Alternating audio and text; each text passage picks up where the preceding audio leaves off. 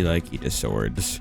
They poke to people and are very much associated with Fire Emblem, especially in Smash considering their overuse, despite, well, there is other weapon types in Fire Emblem.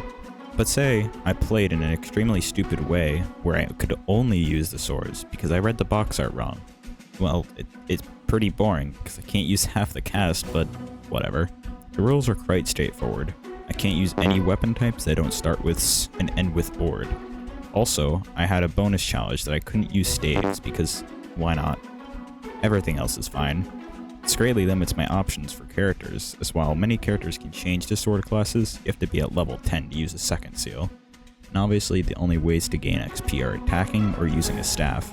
I mean, technically there is event XP, but that's boring. I forgot about it and it would take like 5 years to get enough XP, so it's not really worth it. And if you care, here's an epic tier list depicting the characters I can use for combat. And so we begin Fire Emblem Smash Edition. The difficulty I chose is Lunatic, however I will soon come across an obstacle that may change that. And for my avatar I choose to be lazy and pick the default male avatar. I have only played Awakening once with female Robin and felt like some variety was needed for the character that would probably still solo the entire game. I name him Sword for obvious reasons, and after spending 5 minutes I choose speed as my asset and skill as my flaw for some reason that I can't remember.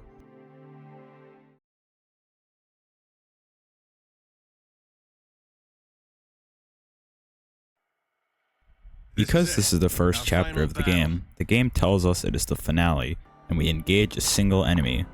This tutorial is almost completely unchanged, as the only thing I could possibly do to interfere with the challenge is to use Robin's Thoron Tome. Due to tutorial AI, Valadar refuses to attack despite being able to one-shot Chrom, making it very easy. We kill Chrom, and for some reason are sleeping on the ground in front of 2 anime characters, despite there being better places to take a nap than on the ground, you know.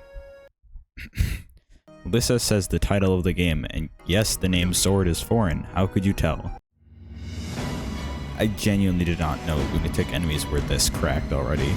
I immediately game over as Chrom and Robin die to literally 2 enemies. Strategy for Lunatic this early on, from what I know, is to basically chip with either Robin's magic or just kill everything with Frederick's Silverlance. You might notice that I can't do either of those. The only weapon Frederick can wield that is a sword is Robin's Bronze Sword. However, he is unable to one-hit KO any enemies with it, even the mage. Said mage is actually a big problem, as Frederick, while having great defense, has almost no resistance. I love the Grey Knight class. The mage will simply kill Frederick too fast for me to do anything about it. There's no way to attack on enemy phase, and since he 2-hit kills Frederick, there's no way to kill him with only a bronze sword. I continuously get myself into unwinnable scenarios even when I manage to get to the second group.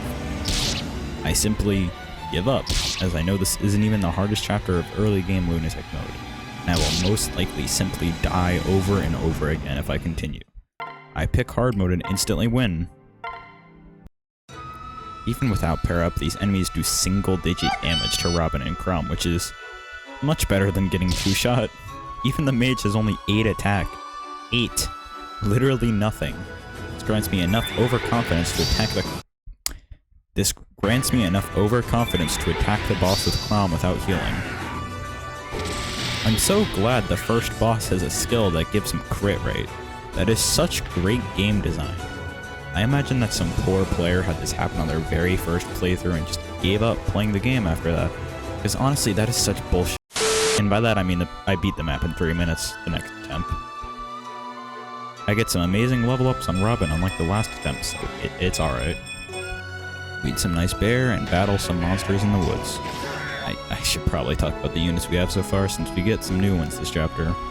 Chrom, Robin, and Frederick can all use swords at base. Robin and Chrom will be very important since they are either force deployed or comically overpowered due to getting 50% more XP when paired up. Something you're always going to do since this is Awakening. Frederick has good base stats and will be pretty good for right now. We get some new recruits in Sully and Virion. Sully is mounted and can use swords, and Virion uses bows and can't be reclassed. Somewhat good pair-up bonuses, but still, eh. I get a lucky sword on one of the event tiles, but it's snatched as Chrom gets sniped due to my carelessness. Due to the generally low stats of enemies on this difficulty, I'm basically at no risk as long as I don't mess up too badly. I clear the map pretty easily after that. The story introduces characters and plot points that will be relevant later. What else do you want me to say about the story?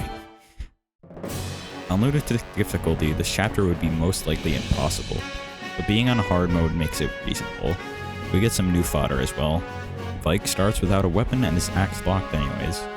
Stahl is another cavalier that does start with a weapon that happens to be a sword, making him another useful combat unit. And Muriel, who uses magic. I simply kill the enemies harder than I can be killed back. Using pair up to gain stats on my combat units, Crom can even one-round many units already just due to how fast units can snowball in this game. And then, oh wait, Crom is dead. Just kidding, all you need to do is get lucky and I won't be punished. I have no idea how the activation rate for Dual Guard is calculated, but I think that was around a 5% chance of activation. I feed many kills to my sword using units and put barely any thought into my moves in this tactical strategy RPG. I still am unable to buy any swords, and so one unlucky unit will not have the option to attack without trading for a sword. Something that could potentially affect my ability to beat upcoming chapters, if this game wasn't for babies. Frederick says the name of the song that plays, and we unlock the preparation screen. We also get a single new unit this chapter, what we'll be sure to use for her excellent properties of getting Dark Flyer and therefore Gale Force. Yeah. I marry her to Crom to see the canon pairing for him. I send Crom on the right on his own, thinking he would solo the entire section. But he dies instantly. He then dies instantly when I send him to the left as well. I realize he has not leveled defense a single time despite having a 45% growth, being leveled 4 times. Which is how you say, quite stupid. I only put him range of a single enemy next to them as that is the maximum he can take, and use Robin to solo the right side of the Frederick pair up. He takes many attacks and is close to dying, but is quite alive at the end of the turn. I take my time and almost put Crom into danger again, but simply body block him. The top section is taken out by existing and doing the bare minimum amount of effort, and they all die. I skip past the story faster than the average Fire Emblem Engage player because I had something to do that I don't remember, because this was recorded about 2 months ago, and I have procrastinated working on this for reasons. Money in this run is not limited at all, as I can simply sell every weapon that isn't a sword. This chapter's story is simply about us meandering until we can actually progress the story. Crom uses Ether and we get a pretty laggy cutscene due to me bumping up the resolution too high on my very legal copy of this game.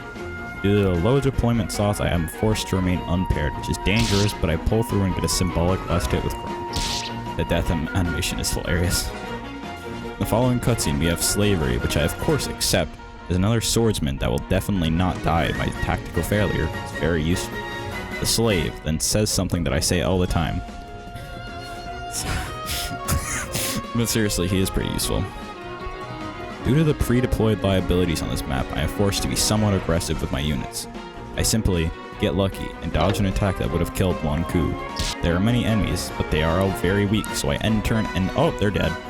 Unfortunately, due to my lack of ranged weapons, this one wyvern is dangerous as I have no way to kill him on player phase. I am, however, forced to retreat as the amount of enemies is increasing, even now due to reinforcements. Early units in Awakening unfortunately tend to have bad resistance, which makes fighting mages pretty dangerous. Once again, needing to retreat on multiple fronts to help myself at less risk. Or simply kill enemies with my Ball of Death that is very easy to abuse this early on.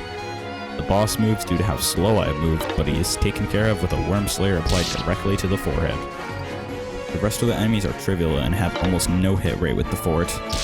Oh yeah, we save a staff user or something. She will never be deployed, along with Mage Boy. I need a water break.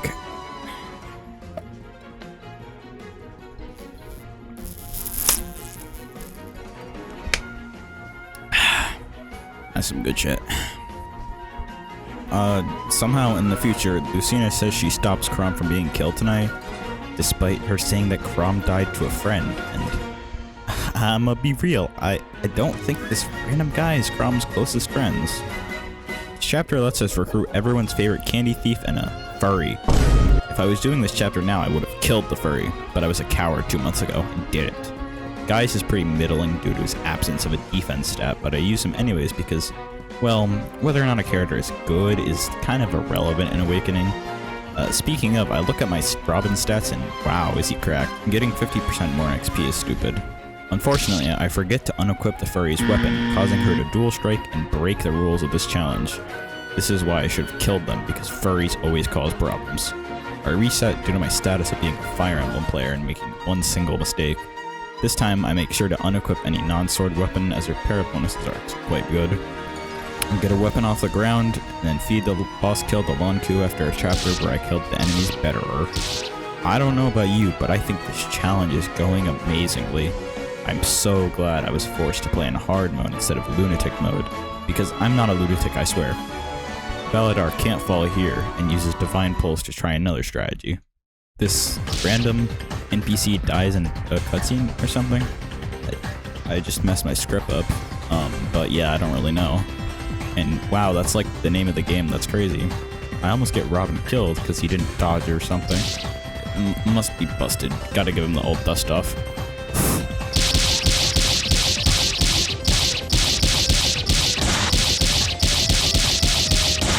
What a chapter. Prom and Sumia do some flirting and apparently we're in danger or something. What a story. I then experience a tonal distance as Robin wishes to learn more about furries without hitting them instantly. He is not like me. And no, Maribel, there is no easier way to add to the gold I will not need. A fun desert map is just what we needed after an easy chapter after an easy chapter after an easy chapter. This chapter we get another 2 units. Noe, a dragon that looks like a child and can marry every adult or not male adult in the army. And even have a future child that even if she has aged, she will still look like a child for any male's entire lifespan, calling into question what exactly said male was thinking. In that vein, that paralogue is incredibly hard for a middling unit to represent the FBI breaking down the Fire Emblem player's house. And why am I still speaking? I think you get the point. Ben Gregor, who's a funny guy that I like, and he will not die the next chapter. He has a sword. I actually did want to use Noe because of, reasons. However, she starts at level 3, quite similar to what she looks like in terms of her age. She gives good pair-up stats though. On harder difficulties, they are almost impossible to rescue, as they will both just die, even with extra stats to make them die less hard. But on hard mode, they'll be fine. What I should be worried about is the unit with 5 defense, aka Guys, who dies instantly. Even Lonku has more defense. Guys dies again after a reset. I keep him safe by not using him, and reset again for some reason. I can't remember. I probably messed up though. Guys dies yet again, and I honestly don't know why I'm bothering to use him when he's clearly not going to work. I even used the garbage forge system to make his weapon stronger to get a specific kill. I am not cooking. Even more resets happen when I should have tried, I don't know, thinking of a different strategy in this strategy game. Eventually I killed them and the enemies died because I killed them and they are now dead. Speaking of dead, Gaius has 1 health. I still don't get that Gaius has bad defense, I guess. I get to kill the Gaius and he doesn't get defense. What a unit of all time. Slavery? No, not slavery. I hate slavery. Despicable men? How horrible. I can't believe slavery exists in this world. That's terrible. I think about promoting someone, but don't because I'm indecisive, despite promoting being only a good thing in this game. At least to my knowledge at the time of this playthrough. I feed most kills to Guys because that's about all the use this chapter provides. That's it. Can't use Donnie because he uses a lance. I do a random skirmish and just... Wow. Conquest is such a good song. Man, I hate the enemy phase music in this game. Also reset because I underestimate the skirmish and choose not to do it. Yeah. Another desert map. Tharja is able to be obtained to this chapter, who I actually can use because she can promote into Dark Knight, which uses swords. So I guess she can be used for Levin's sword, despite there being literally 2 in the entire game, with a combined usage of 50, which is quite terrible for this enemy phase focused game. I don't know why I'm not just getting Anna and using her, as she's like pretty good, but oh well. We start the chapter. Oh wait, I mean I do Spanish homework because, well, it was due in 20 minutes. Probably didn't mean to record that, but it won't happen again and we'll start the chapter. Never mind, I start watching anime. At this point, many of the units have snowballed and will one round almost every enemy on the map, which is quite useful. Gregor gets some use in, and oh, that's a crit. It's okay, he survived. Oh, never mind. Well, shit. For quite literally the first time, I don't feel compelled to reset because it would genuinely be more trouble than it's worth, as this game is very easy. I then used the first Master Seal on Tharga, who now has 7 plus 3 from pair up with strength, which is terrible. Missing Gregor already. Rest in peace. Speaking of death, the boss dies, then Emran dies. Oh wait, that's not gameplay. Rip Bozo. Also, we get a choice that doesn't matter.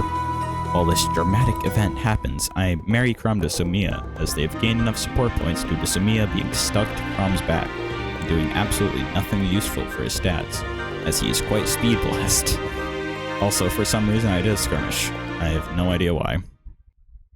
Yeah, this is definitely the most famous chapter of this game, and since the gameplay has snowballed to baby easy mode, I'm just gonna let you enjoy the fantastic movie for a moment. The fantastic music for a moment. Oh my god. Enjoy.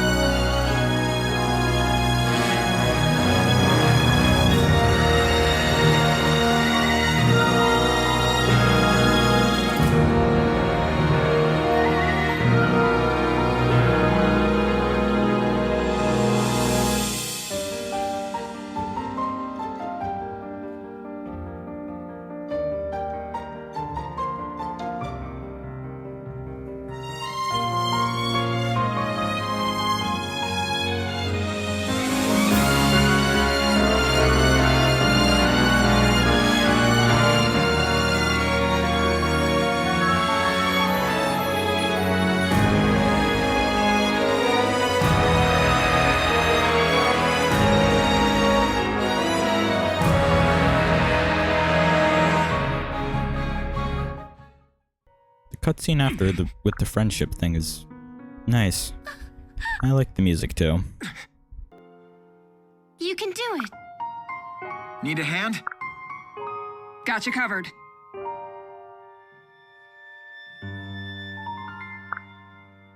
May the gods bless. Stand tall. Don't forget me. Thank me late. Allow me. Alright, enough of that funny support time. I mean, I might say something here. I honestly forgot why I even wrote that. I'm guessing after that I had some funny supports or something. Maybe like Sumiya Pai or something. I don't know, man.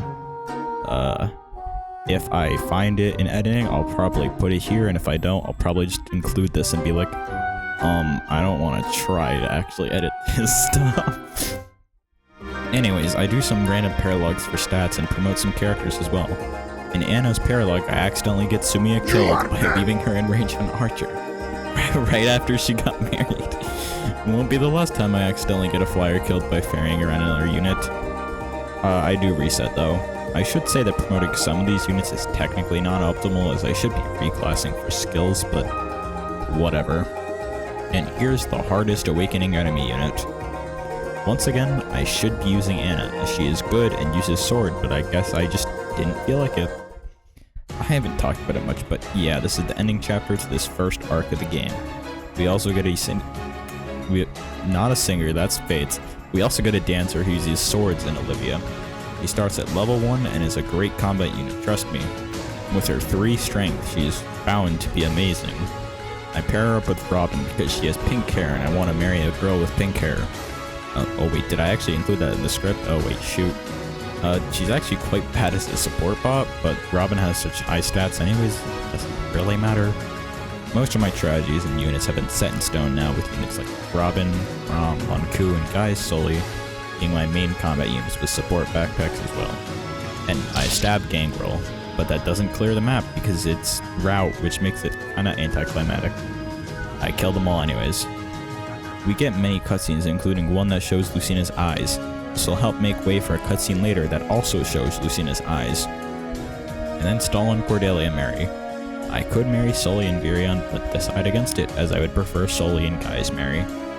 At this point, most enemies just don't do anything to my units, and I simply end turn and they die.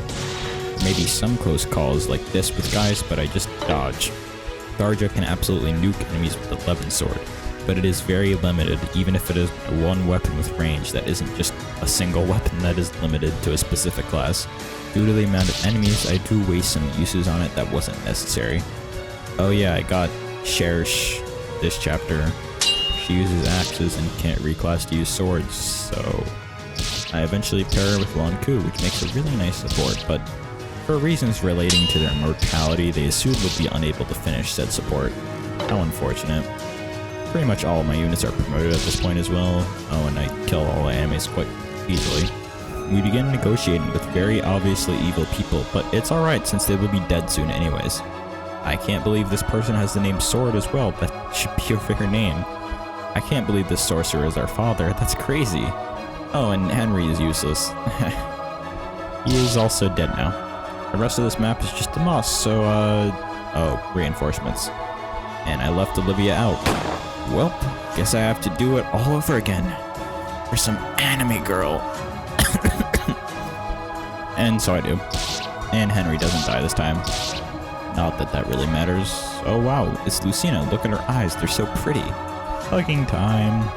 Married Libra and Tharja. Doesn't matter. We also get Lucina, who I instantly promote, and she is easily my worst combat unit because her stats are bad since she joins underleveled like all children.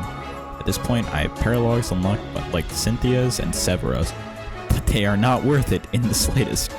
While Severa can use swords, she's hot garbage, and while she could eventually be good, it is not worth it at all. Paralog literally has promoted enemies while Severa is unpromoted and at level 10. I don't do a single other paralog this challenge since it is not worth it, except for Morgan, because she is actually pretty good. We travel on a boat because why not? Sora gets a small head Sword gets a small headache, but I'm sure it's nothing. Yo, is that Ignatius from Fire Emblem Fates? That's crazy. This map is enemy spam. My enemy... Okay, I need to slow down for real, for real. This map is enemy spam, but my units are strong, so who cares? I simply put my units at the enemies and they die. Lucina, even though she's promoted, is a pretty big liability until she levels up a few times, which is super fun. I chip the boss down so that I can get the kill with her, and by that I mean I dance spam sword for support and XP on Olivia. We then set the sea on fire because I don't really care, honestly. More marriage. Also another skirmish, and Lucina can kill them pretty easily, so more snowball gaming. I break the enemy's weapons on Stahl's face to make Olivia grind sword. By which I of course mean that I dance for him many turns. I literally do it for like 30 minutes and gain nothing. I have a problem. Sayri can be recruited and uses swords, but I won't use her because I don't feel like it. Otherwise, another easy map. Also more Olivia grind, she's underleveled even now. At least they reached an A rank support. Also, at this point, silver swords are now viable and are pretty inexpensive considering their vast amount of money. I just put them on everyone pretty much. Infamous tree map. The sprites look so similar, I accidentally paired the wrong unit soups. Then I win the map. I don't know what to say. What do you want me to say something? I just beat the map. It wasn't hard. I did it first try. It just like... So story. We meet Tiki, who is a dragon like Noe. Except at least for this version of Tiki, you would not be looked at weirdly if you said anything mildly suspicious, due to her being several thousand years older and also looking like an adult. Also, unrelated, but I wish I could sleep as much as Tiki. I love sleep. Why did I put that in the script? It's so unrelated. Chapter 17 is certainly a map of all time. Midway through we get betrayed or something. But since this is a game that is very easy, it's more funny than tragic and nobody dies. Krom almost dies, but he doesn't, so we clear the map first try, except for the fact that we don't because Stahl dies. I kill everything again, and oh hey, boots! That'll go nice on Robin to move faster to kill more guys. That is my strategic decision making. Also, Rip Basilo, can't believe he dies. Oh well. Yo, I married Olivia, how epic. This is truly the awakening experience, and don't look at the screen, please. Please tell me my door is locked. We do the paralogue where we get my daughter, who can catch up way faster than the other children due to veteran, giving her 50% more XP like Robin. I pass down Soul for survivability and Luck +4 because Olivia has nothing else useful.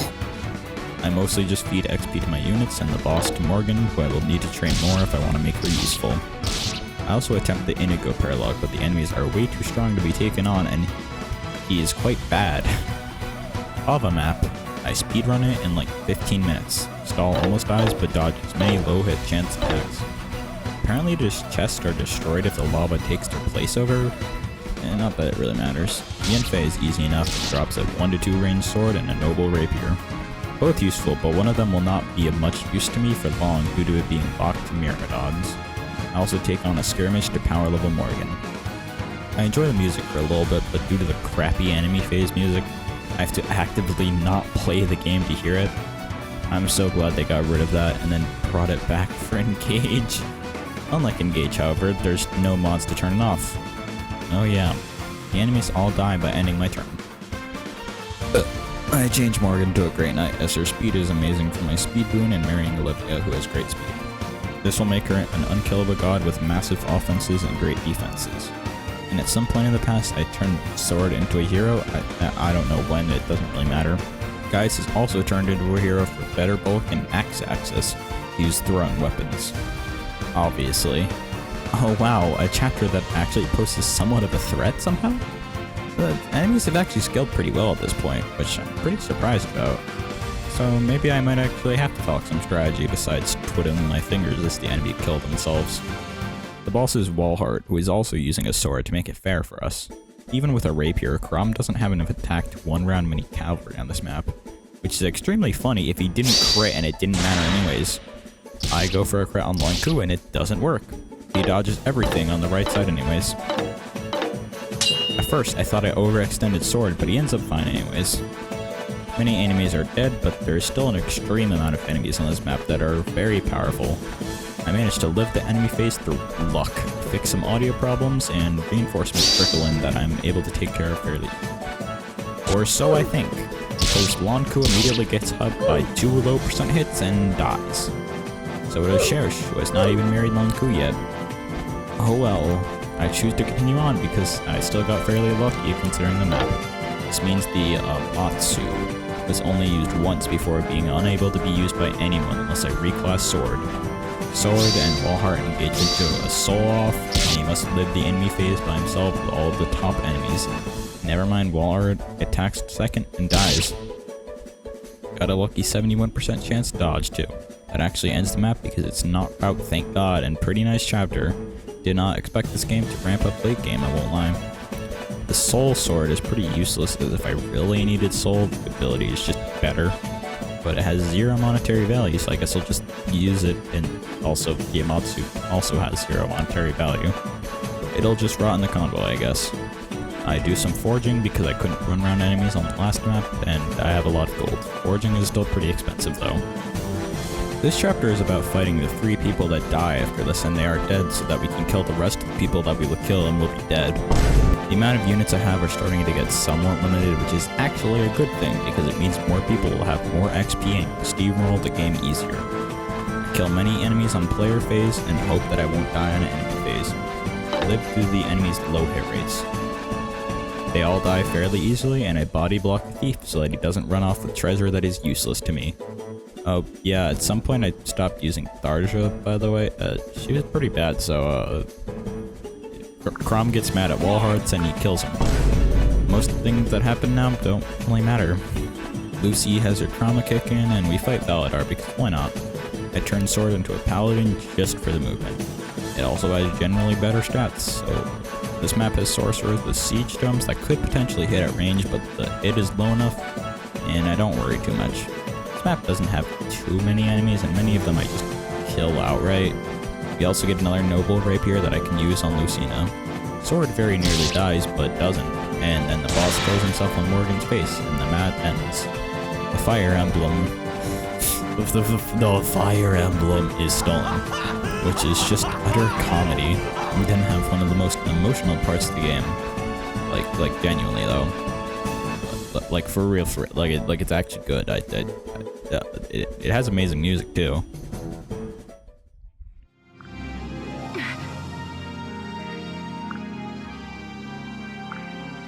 I choose not to let Lucina kill me, which is another choice that doesn't matter in the slightest. But oh well. This next map is an interesting map because its entire concept is flawed because this is the Awakening, like every map in this game. There aren't many enemies, but they are extremely powerful. However, this is a defeat boss map, so most players will simply not bother and kill a Versa quickly, because this is a game with Gale Force. I attempt to fight them, but die twice, and I give up and kill the boss on turn 3 because the Sword 1 rounds her. The rest of the chapters in this game I speedrun in literally 2 hours because the game is essentially over at this point. We get to listen to more of this id... Is that how you pronounce it? This id remix as Crom and Sword talk about killing Sword, which will obviously never happen. This chapter starts just like the Premonition chapter, like the very beginning. But there is more to this chapter than just that. I almost deploy just Sword and Crom, but the victory condition is rout, so obviously I deploy all my useful units. If I just deployed Sword and Crom, it probably would have been easier though. Yes, Crom, this is obviously our final battle. Sword one-shots Valar with a silver sword. Wow, funny death animation, and then I fixed the resolution, making these animations slow in the middle of it. Cool. And then we kill Crom again. Oh hey, Basilo. He has a long conversation about how actually we've already run and Crom isn't dead, which is comedic genius. I have to hand it to Intelligent Systems. I cannot have written a joke this funny. We actually get 2 new units this chapter, surprisingly. Flavia can naturally use swords, and Basilo can use them when reclassed. They're pretty bad though. They're technically well leveled, but they could still die easily if I'm not careful. Dodge chances on my other units are extremely good though. I simply dodge most of the time. Killing Valadar again doesn't end the map, by the way. It is route, so I still have to chip away at the enemies. Flavia is attacked by too many enemies and she must retreat. That amount of enemies is literally 2. She can't survive 3 hits. What a unit. I can't even really secure kills on her because she can't double, so she would have died from the 7% hit, but I didn't really care at this point. Rip Valadar. And yeah, the game is obviously not over yet. We deny our fate once more. Among Us? Why did I include an Among Us joke in 2024? Despite there being a massive dragon that will destroy everything, we somehow have enough time to travel across half the continent into a mountain and walk all the way back. I reclassed Basilo into a Great Knight at the cost of all of his stats except defense, simply so we can use E-rank swords at the end of the game. How useful. Chapter 24 is appropriately titled Awakening, almost like the name of the game or something. Pretty free map. Oh yeah, I reclassed Flavia into Bow Knight. She still doesn't really do anything. I miscalculate thinking this Great Knight is super dead and Crom would have died at a 1% chance. Okay, Crom is deemed worthy of the Awakening and upgrades the falchion. This entire chapter was literally 7 sentences. Like, I don't have anything to say about it. Naga, the dragon or something, tells us that we can sacrifice herself to seal Grima forever or let Crom do it and we'll live. Once again, this choice will not matter at all, but hey, it does change one single cutscene, so it's something I guess. Oh, and for the record, this map is actually somewhat challenging. The enemies are hard, and we have a liability in Flavia. Due to how inflated health bars are at this time, healing items that aren't elixirs heal barely anything. Also, Crom dies to a counter warrior. Should have checked skills, my bad. I basically just make a wall with Flavia in the back so she hopefully doesn't die. Oh, oops, she's dead. Reset because guys got crit and died. Flavia died again, so probably just gonna let her be dead. I end the map as fast as I can because it's a kill boss and no way. Aversa is finally dead. Cool. Now we can do endgame. I prepared with sufficient brave weapons and I effectively have like 4 combat units now. We hop onto the back of a giant dragon and prepare for the endgame. This chapter is actually somewhat hard, although the strategy is to just end it as soon as possible. It is very much like other endgames of the series in that regard. I equip everyone with brave swords as they all have like A rank at this point and there's no downside with them. Even still works on enemy phase, which just feels wrong to me. Units I have left are Sword, who is my primary combat unit that destroys everything because Robin is insane. Morgan is a support partner because Great Knight pair up bonuses. Crom and Lucina are paired up mostly because I have to, and Falchion is pretty nice for effective damage. Gaius and Sully are paired up with Gaius being the lead, and same with Stahl paired with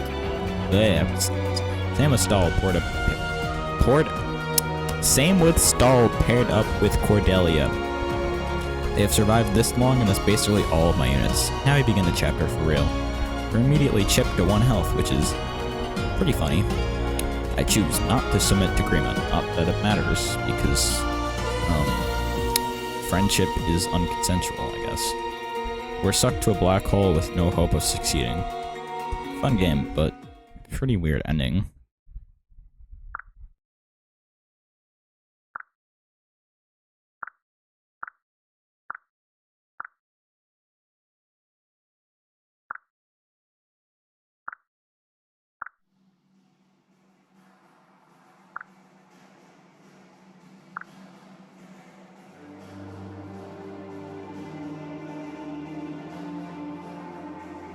Fight back!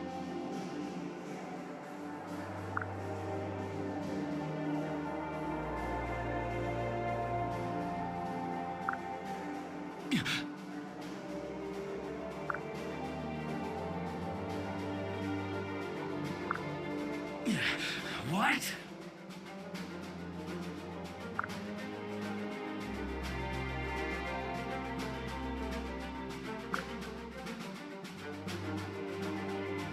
You can do this.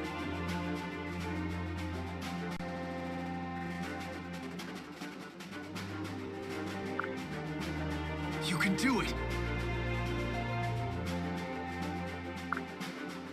We doing this? I'm here. It's all right.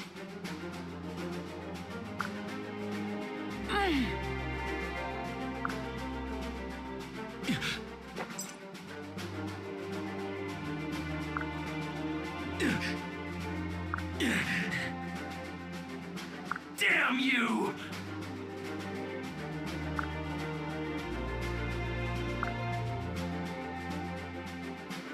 Come on!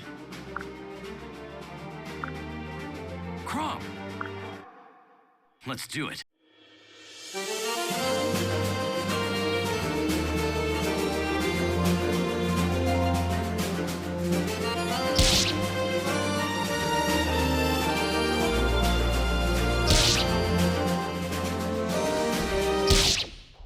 I then fail, leading to a very anticlimactic game over screen.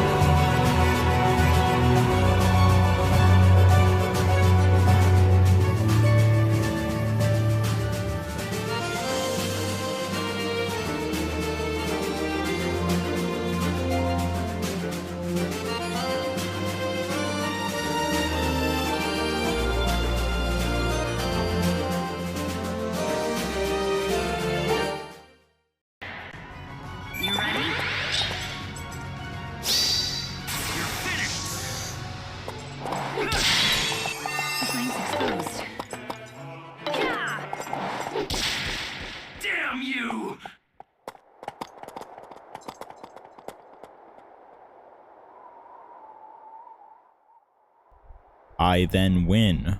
I choose to sacrifice Robin to seal Grima away forever. He says his final words with a goodbye wave. Game ends on a hopeful note, with all the characters believing that they would find Robin one day, believing in the power of their bonds.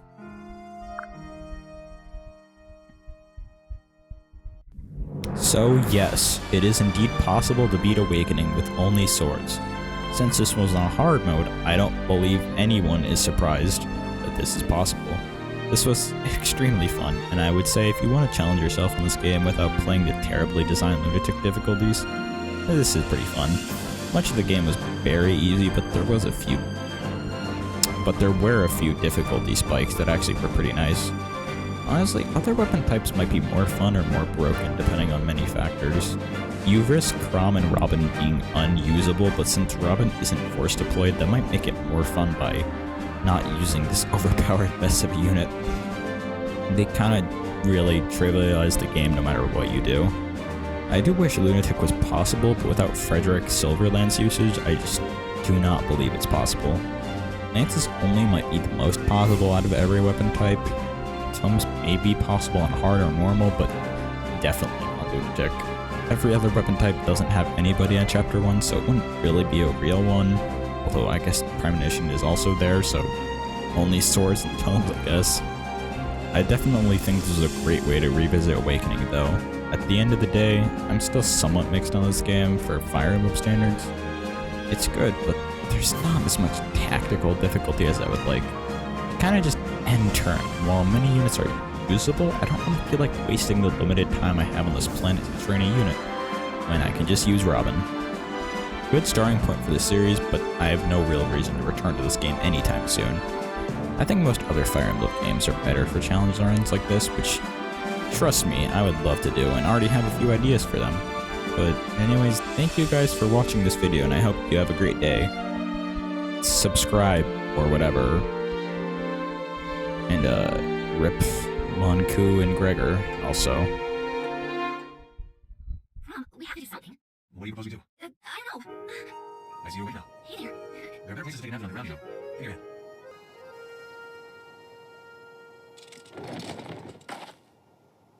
Welcome back. It's over now.